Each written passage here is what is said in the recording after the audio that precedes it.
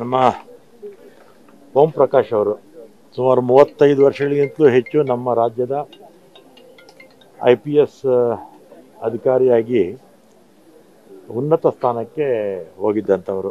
IG ಮತ್ತು DG ಆಗಿ ಕೆಲಸ ನಿರ್ವಹಿಸಿದ್ದಂಥವರು. 17ರಲ್ಲಿ ನಿವೃತ್ತಿ ಆಗಿದ್ದರು. ನನಗೂ ಚೆನ್ನಾಗಿ ಪರಿಚಯ.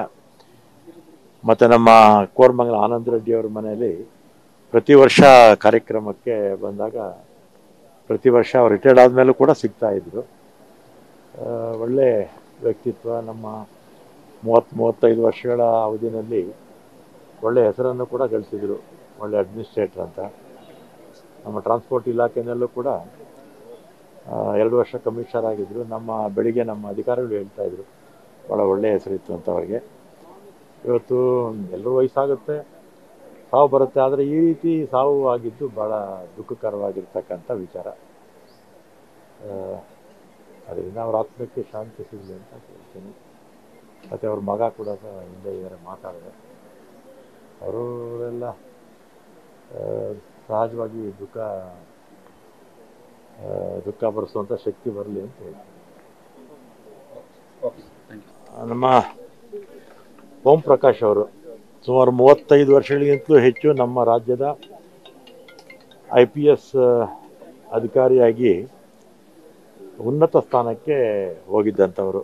IG ಮತ್ತು DG ಆಗಿ ಕೆಲಸ ನಿರ್ವಹಿಸಿದ್ದಂಥವರು. 17ರಲ್ಲಿ ನಿವೃತ್ತಿ ಆಗಿದ್ದರು. ನನಗೂ ಚೆನ್ನಾಗಿ ಪರಿಚಯ. ಮತ್ತು ನಮ್ಮ ಕೋರಮಂಗಲ ಆನಂದ ರೆಡ್ಡಿ ಅವರ ಮನೆಯಲ್ಲಿ ಪ್ರತಿ ವರ್ಷ ಕಾರ್ಯಕ್ರಮಕ್ಕೆ ಬಂದಾಗ ಪ್ರತಿ ವರ್ಷ ಅವ್ರು ರಿಟೈರ್ಡ್ ಆದಮೇಲೂ ಕೂಡ ಸಿಗ್ತಾ ಇದ್ರು. ಒಳ್ಳೆ ವ್ಯಕ್ತಿತ್ವ. ನಮ್ಮ 30-35 ವರ್ಷಗಳ ಅವಧಿನಲ್ಲಿ ಒಳ್ಳೆ ಹೆಸರನ್ನು ಕೂಡ ಗಳಿಸಿದರು.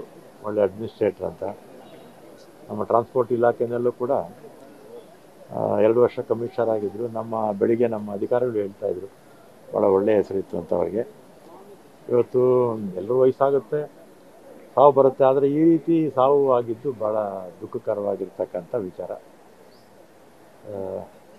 ಅದರಿಂದ ಅವ್ರ ಆತ್ಮಕ್ಕೆ ಶಾಂತಿ ಸಿಗಲಿ ಅಂತ ಕೇಳ್ತೀನಿ. ಮತ್ತು ಅವ್ರ ಮಗ ಕೂಡ ಹಿಂದೆ ಇದ್ದಾರೆ, ಮಾತಾಡಿದೆ. ಅವರೆಲ್ಲ ಸಹಜವಾಗಿ ದುಃಖ ಭರಿಸುವಂಥ ಶಕ್ತಿ ಬರಲಿ ಅಂತ ಹೇಳ್ತೀನಿ.